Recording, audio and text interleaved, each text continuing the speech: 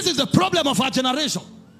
People are fighting to remove buttons from the suit of men of God, but they have no relationship with God. People can travel for weeks to go and wait for a man of God to see them, but their Bibles are dusty, their altars are ashes, and they think they will be light. You are only illuminated you are only shining to the degree that you are illuminated. And for you to be illuminated, you need intimacy. I have my own altar. You must have your own altar. I shine from my altar. You will shine from your own altar. If you don't have intimacy, you will never shine. The Bible said in Matthew 5:14, it said you are the light of the world. But for you to act and to function as light of the world, you must have a walk. It said, let your light so shine among men. How do you let it? That they may see your good works. Then they glorify your Father. And so the second thing you must do is responsibility for relevance. Is responsibility for influence. Is responsibility for dominion. And that responsibility is tied to your service. Is tied to the works of your hands.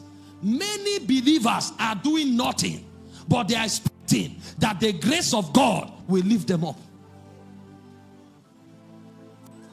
And even when you commit something to their trust, they have 1,001 excuses why it was not done well. I am shocked. Sometimes you tell people, somebody says he's looking for a job, sweep the floor. He will sweep it 3 times, it will still not be clean.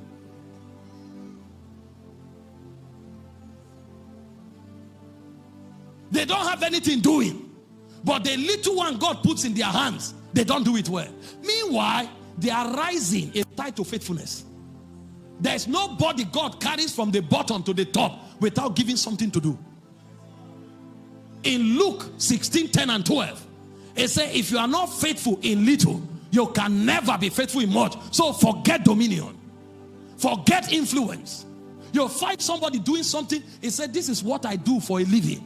And then you look at him for 5 minutes without any thorough vetting. You see 1,001 errors. And then you are wondering. Recently we were working on a facility and they brought a painter to paint it. I looked at the wall that the guy claimed he screeded. I said, is this screeding? He screeded and painted. If you see the edges of the wall, you can see the contours like S.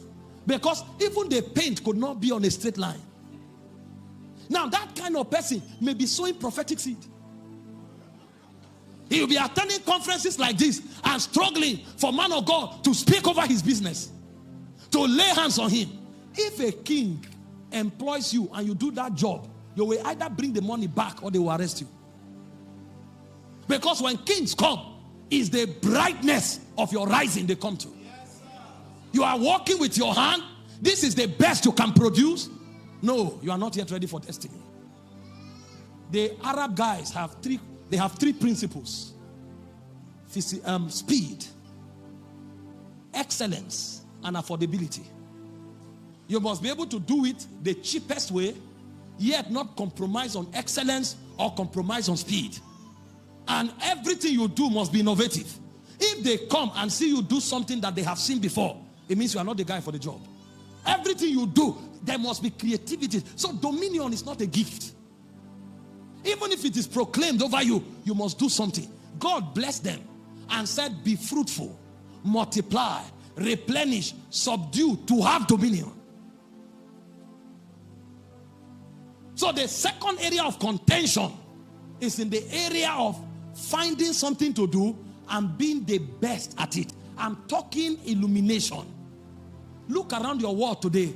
How are men shining? They are not shining through their faces. They are shining through the excellent products that they supply to men. This microphone I'm using is a brand of a company. When you say Shure microphone, it is known globally. That is called shining. Even the clothes we wear, there are those who have become billionaires from clothes. They are known globally. People will travel from here to the Western world to buy t-shirts. Meanwhile, we have too many t-shirts in Alaba market. How many of you go there to buy, to wear for relevant events? But you wear, you want to show the logo. Because they have learned how to perfect what they have. You must learn this truth as a believer. Listen, prayer is not just about charging and sweating. When our fathers prayed, they saw things. Noah prayed and created an ark. There was something he did that the whole world depended on. He prayed and created the whole dimensions of an ark. Moses prayed and built a tabernacle. When you pray, when you engage God, there is creativity in you that should be awoken. It said in Jeremiah 33 verse 3, ask of me, I will answer. But I don't only answer, I will show you great and mighty things that you know not. So cutting edge intelligence should actually come from our intimacy. That is how we shine. We don't see, we need to understand it. Sometimes we become too religious and we parade rituals without tangible solutions and results that will command the attention of the world. I believe in transformation. I believe in holiness. I believe in character development. But that's not all God does. Because when you read the Bible, you will find men who had the same prayer altars that we have and came up with intelligent civilizations that shook their world. How did Abraham understood the principle of cattle rearing? How did Isaac understand the principle of irrigation? How did they know those things? These were deep agriculturists. How did they master those principles? They worked with God, yet they excelled as agriculturists. So you must have works that your life commands, both in the physical and in the supernatural. But the problem with us is we have not even perfected the physical. How much more the supernatural? That's why in our generation, when a doctor shakes his head like this, everybody in the family begins to prepare for burial. There's nobody who has understood healing and say, no, the doctor's verdict is not the absolute verdict. I know something from the spirit realm that I can do to stop this infirmity. This is why when government fails, a whole race can be wiped out because of hunger.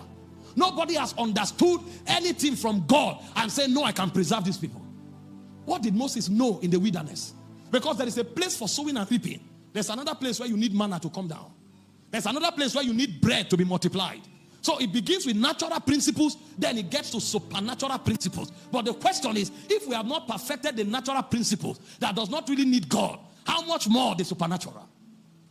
A shining generation must rise. And that rising is around the works of your hand, both in the natural and in the supernatural.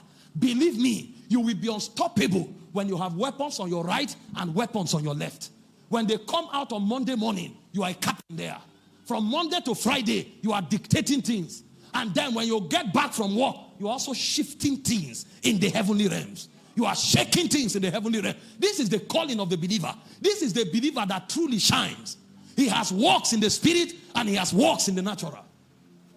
He said, let your light so shine before men that when they see your good works, they will give glory to your Father which is in heaven. All of these things are embedded in your spirit as light. It takes intimacy to awaken them. My time is gone.